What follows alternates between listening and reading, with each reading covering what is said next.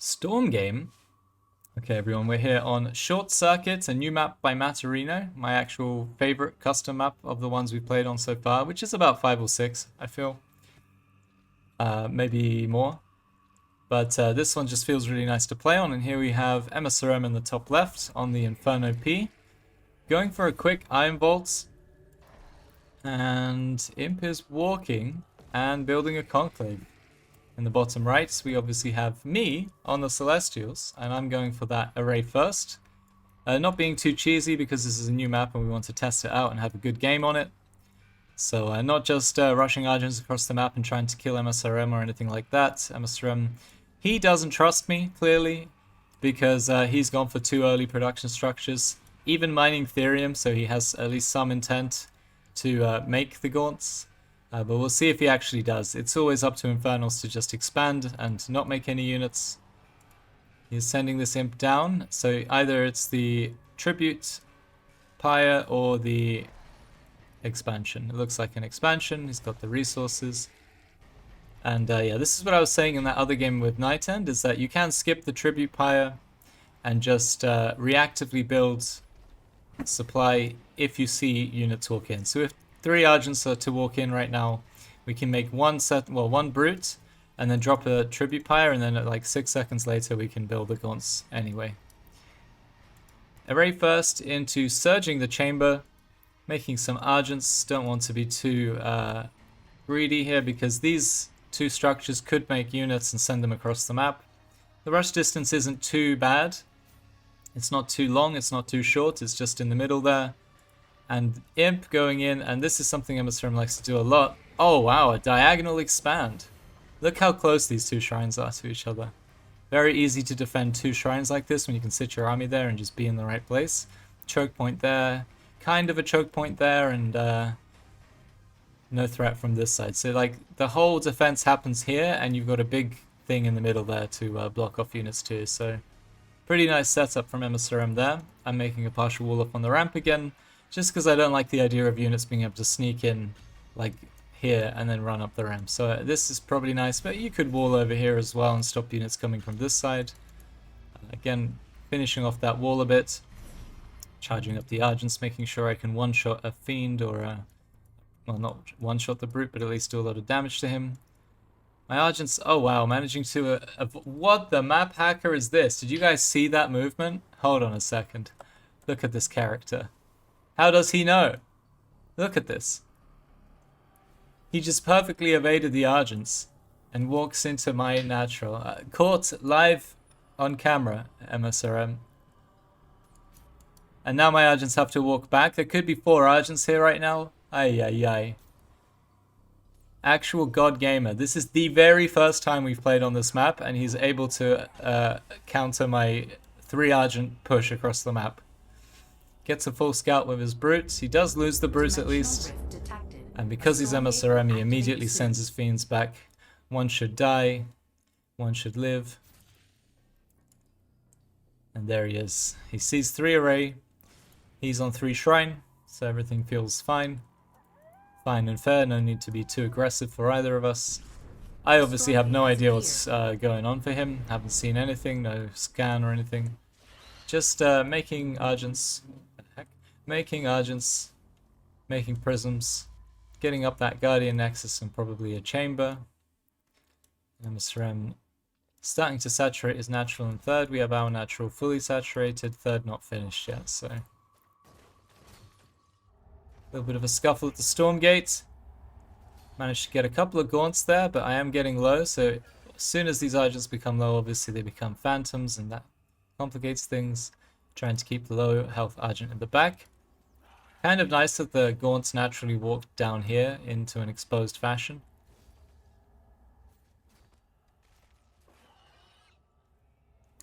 And just scuffling around. This StormGate kind of far away from both of us.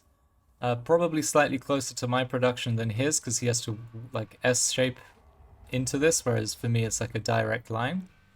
So that's a map dependent thing. But that just means that this one is for him as well, for the same reason. So there's balance there, but it's still a bit RNG with the StormGates popping up randomly. And what do we get? We get a Faerun. fine choice indeed. This is the first Stormgate. 2, 3 Twilight Spires coming in. I'm getting the Sovereign's Watch upgrade, the Kree upgrade, and just making some Kree off of 3 chambers by the looks of it, 4 chambers going up to 5, okay. msrm taking this base. So as I say, all of the bases are one screen away from each other. It's a very comfortable expansion pattern. This map really wants you to play a macro game and not just cheese the hell out of each other, and that is what we end up doing here. So we have the Faerun, a bunch of Argents, the Kree with the upgrade coming in. It's time to move across the map and have a little look, because as I say, I don't really know what's going on here. msrm could have 2 shrines, 5 shrines, Spriggan, Magmadons, who knows. So we need to go over there and have a look. Kree start rolling across the map, and obviously Kree are a natural choice in this stage of the game. If your opponent is quite exposed, you know, if he has many bases with no defenses, then the Kree can find some damage. If the opponent is playing safely, then you can just roll away and get out of a bad situation. So, big ball of Spriggan here, 3 Kree roll in there, find some free imps. Springoons are here. We do have the Argent upgrade. The Faerun's getting sniped by the Spriggan. I can't outrun that, so the Spriggan kind of guaranteed to kill the Faerun, but he does lose some in the process. Bit of a scrap. Scrapping around. Hell Bros coming out. 2 more tech structures here. I'm just kind of poking around, seeing what's up. Using my sick Argent Blink to try and not lose all my Argents. But now there are a bunch of phantoms chasing me, I'm in trouble. The Kree are chopping up a shrine. Did manage to kind of clean out this 4th base, but there weren't that many imps on it. These guys should expire on their own, so I don't really want to shoot them. If I have to, I have to. Ah! Oh my goodness, we lost an Argent to that. Springoons and Hellborn are the choice. A StormGate has appeared. And apparently I had a bunch of Kree just sat in my natural because this was needed. When those phantoms were chasing my Argents, I definitely needed those. Kind of just ignoring the Spriggan here because they don't do that much damage, and fighting on the ground. If we can get these Hellborns, Hellbros would be great because they're so expensive.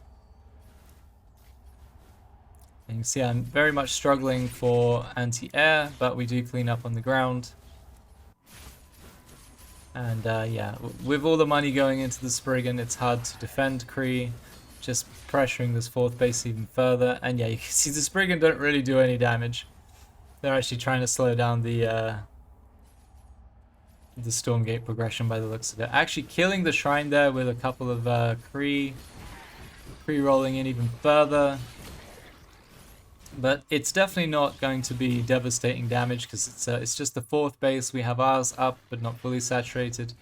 Even long distance mining here isn't that bad. You're still going to get quite a bit of resources from these imps. Long distance mining. 3 of my Argents are for some reason over here dying. And this Stormgate's still not being taken because there's been a lot of action on the other side of the map. First Vector is here. He's somehow in front of my Argents and dies immediately. That's not great. You can see I'm kind of in shambles here. We do have 3 Star Forges, all being surged, all pumping out vectors. The hardest counter to the Spriggans. Good anti-air range and also damage against light. Spriggan nevertheless feeling spicy running in. I do have the Sovereign's Watch upgrade, so there it is. Does do a reasonable amount of damage. But easy to avoid that now that it's just stuck on the array, so... Kree, not really necessary here. And we do have a Dark Throne from the Stormgate, so that's a free array basically. I could put it here because we've just lost one, or I think I decide to float the main array into the natural, so I end up not using the Dark Throne for that. I think I'm going to send the Dark Throne over here and build that there. Just slightly more efficient that way, I think, because this array needs to move somewhere, right? This is quite far away, but lifting it to the natural isn't so bad. Lifting it to the 3rd wouldn't be so bad either, but it's just such a nice base early game that I don't want to do that. What is the Dark Throne doing here? Holy F2. Did find some imps here. This is obviously nice. You do this in StarCraft a lot. Just have a couple of units, especially anti-light units. in StarCraft waiting for the worker, like an Adept or something, a Reaper, just trying to deny the progression of expansions there. Very cheap, free damage, basically.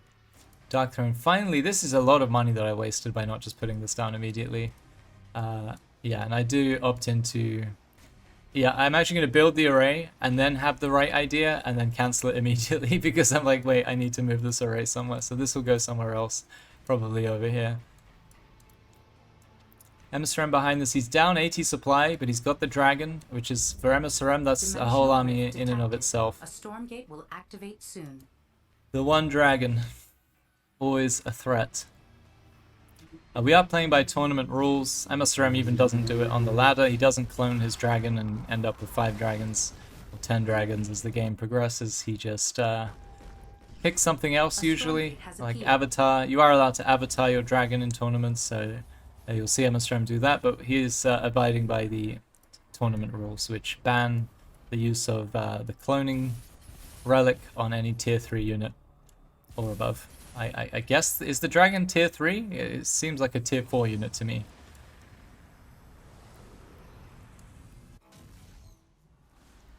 I get a Swarm Mother, not particularly useful. I dive on the dragon with the vectors. It doesn't die. It does die. Nice, excellent.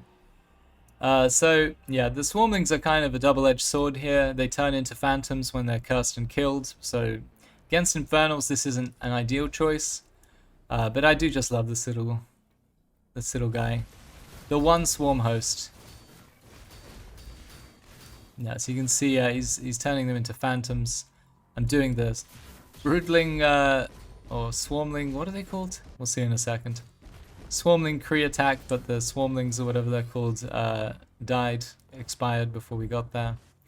Whilst that's happening, we're pulling the army there. We'll go and pressure any outside bases. It's msrm, so I fully expected him to have a base here already, but he's just got this one. Oh, he's got flame imps. They kill a bunch of vectors there. Even though I blinked back out, they managed to explode. So I actually blink in after that. I wasn't paying attention or watching for this at all. You can see a bunch of Kree just went down. A bunch of vectors just went down. All for the price of the imps that were going to die anyway. And like they would have died for free, right? So you turn a devastatingly bad trade, 12 imps, into an amazing trade. He obviously had to pay some therium for those flame imps, but nevertheless a fantastic trade. Meantime, the Kree roll back in here. Do chop him up a bit. I mean, we killed like 3 workers here. That's not fantastic. It always feels like you're doing more than you are with these Kree. Do have the tier 3 upgrade though, so we managed to kill some more imps with their death. msrm will be resaturating all of these bases soon. There you go, 13 there, 12 there, so like it never happened. And I basically lost my supply lead from all of these exchanges. The main one there was the flaming imps, like that was devastating. Losing like 5 vectors and 10 Kree to imps, never a great feeling. We do have our outside base is done, but we don't have the forward one yet, whereas msrm does have his forward base here. He's got a night end of towers, we call this, 7 towers defending this base, so if the Kree run in, they'll just get shot to death. And that's about it. I think at some point here I'll harass this, because it's a kind of nice ledge. Like a little bit of dead space here, so we can either sit units here and shoot it, or I'm gonna send my scythes over and do pitiful amounts of damage here. Look at this. Pow. We got a single imp. Make that 2. But you know, the Vile Lurker StormGate reward would be perfect here, because he could definitely sit here and shoot over the edge and deny this. He basically acts as a Atlas or a siege tank. He would be really good here. msrm, by the way, realizing something that I didn't throughout this game, which is that therium is going to run out, and we're going to need to rely on Luminite, which is kind of the case on every map. So this isn't really map specific, but you always end up way higher on Luminite than therium. That's just the way the resources are distributed. So building towers, building brutes, these are all great decisions. Whereas I'm spending a lot of my resources, it's all therium based stuff. not that many Argents, not that many strike nodes, etc. Like right now I should just be building 10 strike nodes here and have that there for the late game, trying to protect the last Therium patch here. I do at least focus on getting this Therium out. You can see I'm kind of mining out this these patches. Do need to put 2 of these prisms on the array, obviously. And what happens here? So we have a bunch of Archangels. The Archangels looking a bit goofy there. Mostly whiffing the landing there. Good splits or movement from msrm. So we crushed this initial army, but he's got his main force coming in still. Shadowflies are about to come in here and ruin my day. See, the Argents are beneath it shooting. I try and split a bit against the scythes, against the Shadowflies with the scythes. We took a lot of damage there. But here comes 5 Magmadons. I don't have Dark Prophecy yet, which is kind of a tragedy because we'd love to be casting Dark Prophecy and all of these units walking down the ramp. Instead, we get trampled on by Magmadons, and this trade ends up awfully. Yeah, so I really needed this Dark Prophecy 30 seconds ago. That would have been perfect. The scythes now, the shields have been activated, but they're still dying, which is very sad. And we've got a very awkward engagement here with a couple of flying units, a couple of ground units just bobbling around. And we are closer to msrm's production, of course, and he can produce instantly, so he actually cleans this up very easily. And I put this all down to just not having Dark Prophecy on that ramp. Like the fact that 5 Magmadons can just walk in, and this is a very choked off, scary area to be a Celestials. If I can't slow him down, the Magmadons are just going to pin me against this side and just completely trample all over me. So I actually just ended up throwing away whatever lead I had built from this game. Magmadon's doing their thing. And the Shadowflies as well. Like I thought because I had some of the shields left on the scythe, I'd be fine. And now I'm msrm with the Swarmlings. Swarmlings, yeah, they're called Swarmlings. Okay, good. A convoy of imps are walking around across the map trying to steal my resources. A Night End of Towers again are being constructed. Effigy goes down and he's tower rushing me at the 16-minute mark. I'm trying to get a respectable army back up. Some Animancers, Archangel Scythe, Argent Kree. And I'm like, wait, what the heck? I can see 10 towers being built in my base there. I think that's a bit suspicious. He does do it slightly in my vision. He almost did it out of my vision though, which would be a cool play. Crashing down on the towers felt like a good idea, but I'm not sure. Magmadon's coming in, obviously with the tier 3 upgrade now, so very, very fast. I try and invis my Animancers out of there. A very awkward exchange everywhere. Magmadon's kind of good against Archangels though, with the trample on. Archangels falling. There's the Dark Prophecies. I really needed that. They make all the difference in these late game fights. But I didn't surge enough on the Dimensional rift detected. Matrix. A StormGate will activate soon. So it looks okay, right? But he's still got the dragon. He's still got some towers in my array there. And of course this time he's fighting into my production.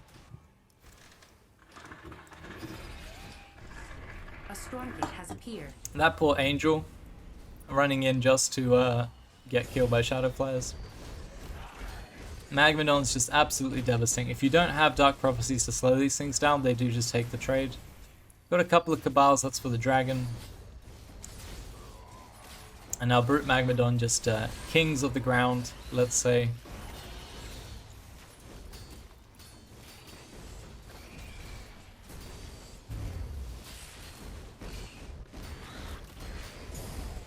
Dark Prophecy's trying to do what they can. Animancers stuck inside of buildings and power banks, trying to do what they can. It's Dark Prophecy on top of that.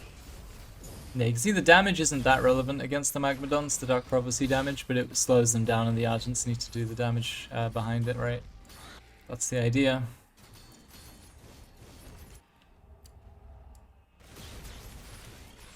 msrm managing to steal my base, finally pushing me off of my array there, building another 10 towers. And you can see I've completely run out of Therium now, which for Celestials is kind of GG. Because an Argent Ball is very easy to deal with for the Infernals. So if If you don't maintain all of your gas units, it's kind of rippers. There is still some gas there, and I am getting all of the gas here as well, so that's very useful. But once these patches run out here, I'm basically out of therium altogether. And this is not a problem that I foresaw, but it's one that I should have foreseen. As soon as you know that the game is going to be split map and all the resources in the map will be taken, you know you're going to have way too much illuminate. So, as I said, there was a point there where I could have just built 10 strike nodes in this base, and that would have been ideal. And then it would come down to who gets the storm gates, who gets the good rewards, and who takes the best fights. But I think in the late game here with Dark Prophecy Angel, Celestials has a good chance of taking the good fights. This guy here, running forward, immediately going to get bumped by Argents. He's really not as tanky as he looks. Shadowflies coming in. That was good for us, obviously, because the Shadowflies do cost a lot of therium. And yeah, this is the kind of thing we wanted to do. Lots of power banks, strike nodes. That's where our Illuminate should have been going. And been a bit more careful with how we spent our resources. But mostly I would say this game was lost when I tried to take the Stormgate here without Dark Prophecy. I had a lot of resources in Animasters, but they didn't have Dark Prophecy. So GG is called. And yeah, you can see like this map is going to lead to macro games. And that's very exciting for the tournaments that will use this map. And maybe in the future it might even be added to the ladder map pool. But yeah, I hope you guys can see it's a really cool map. I think it looks great. I think it plays great.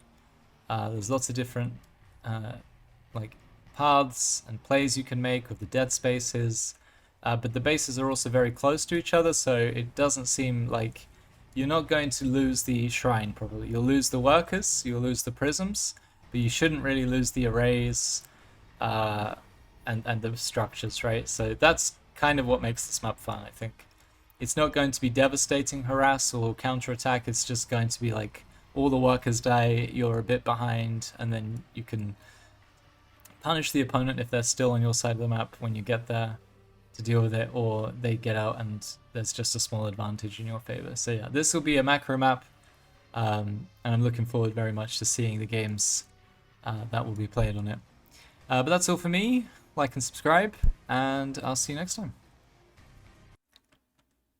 Boom.